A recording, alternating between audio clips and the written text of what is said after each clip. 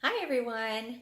Thanks for joining me. My name is Morgan Malcolm. If you don't know who I am, I will link a video below that is an actual about me so you can learn more about who I am and what this channel is going to be about. I am a realtor here in Colorado, and today's video is on the top 5 questions that you should ask a real estate agent before hiring them to sell your house. Okay, the first question that I would say you need to ask is, how long have you been doing this? How long have you been in the industry? Now, an agent that is brand new may not be bad, and they may do a wonderful job for you. But if that is their first time selling a house, it is a lot harder to get it done efficiently. They don't know some of the things that can help sell a home faster. They can't give you all of the advice and the expertise as someone who's been in the industry much longer. When you've been in the industry longer, I know tricks and tips and things that will help your home appear better in photos, appear better in person, what things you need to do, what you don't need to do, how to price correctly. Those are all things that you learn with time. So how long you've been into the industry is going to be a big question. The next one I would say you should ask is going to be, how many homes have you sold in the past 12 months? Now, this kind of ties to the first question. A new agent won't have many sales in the last 12 months. But in real estate, it's one of those industries where 80% of the home sales are done by 20% of the agents, and it's actually more like a 90-10 split, where agents that are doing a lot of transactions are doing a lot of transactions. And there are a lot of agents that do maybe 1 to 5 deals a year. Now, I don't know about you, but I wouldn't be an expert in anything if I only did it once, twice, even 5 to 10 times a year. You become an expert by doing things often. So if someone has had many sales in the past 12 months, that's going to be a better indication of how well they do, that they do a lot of work, they know how to get a home sold, get it to closing, and people trust them and refer them more business, which is why they have so many sales. Now, the next question, number 3, ties into that as well. So somebody that has a lot of transactions can have less time for you. So it's kind of that double-edged sword. You want someone that has experience, has knowledge, is busy, but not too busy where they still communicate with you. They still have time, and they worry about your home selling. If they have so many deals, 1 or 2 not selling may not be a big deal to them. So question number 3, do you have a team to help you if you become really busy?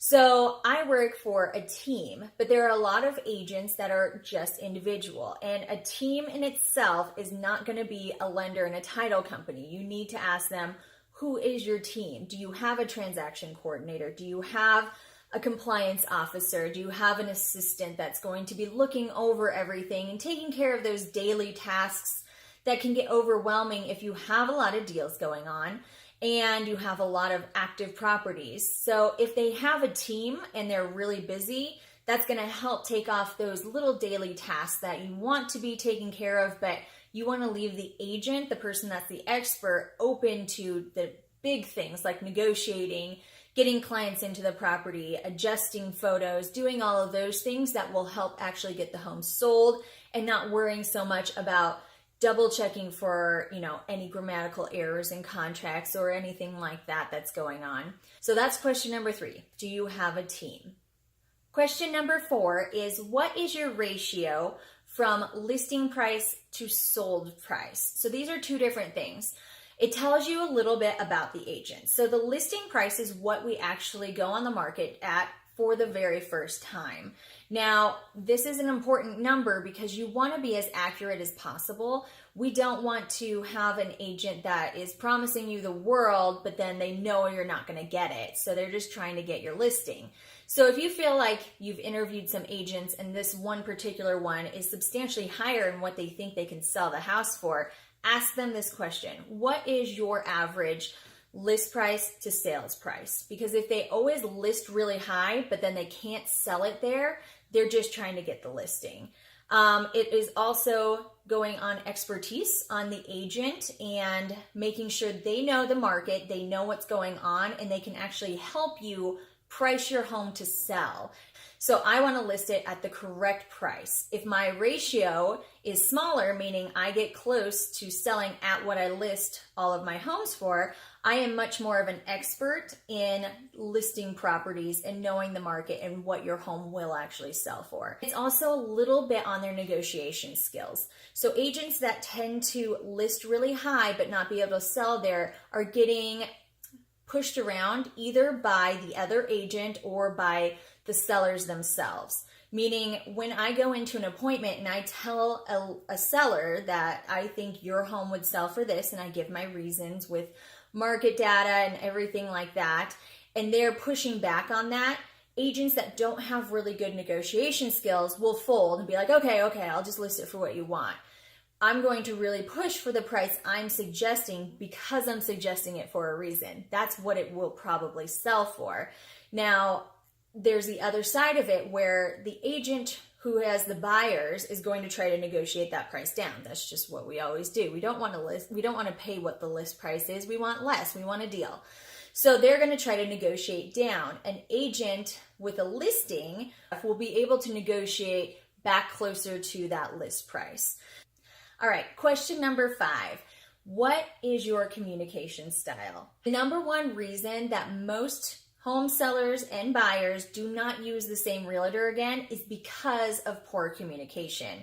They either couldn't get a hold of the agent took forever to return calls, they did an awful job just letting you know where you are in the process, what's going on, things like that. So knowing how that person's going to communicate is going to be key for you. Do they have a system in place to communicate with you consistently? For me, I do weekly updates on top of calls, on top of notifications, on top of making sure, almost to the point of overly doing it, but I want to make sure you know what's going on. You know the next step that you need to take, you know the next step the buyer needs to take along the whole way, even up until closing. What's your responsibility? Because you are selling a house. That is going to be key to know what you need to do. So clearly those are my top 5 questions to ask. There's definitely many more things that you can ask. Things like, are there any guarantees if you don't like how they're doing? If their service isn't good, can you get out of the contracts? How often do people back out of their contracts? Do they have a lot of listings that don't sell?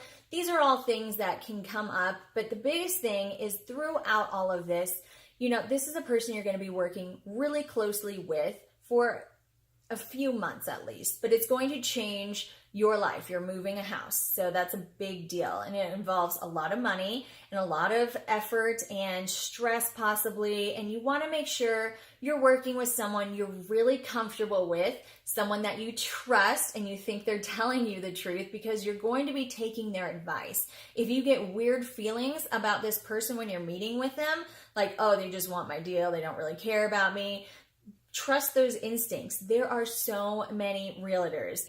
Now, if you have any questions, or if there's anything you think I missed that you think are really big questions that you should ask an agent before hiring them to sell your house, please leave comments below. Don't forget to subscribe and click all the notifications. And if you like this video, please hit that thumbs up, and I will see you guys next time. All right, thanks. Bye.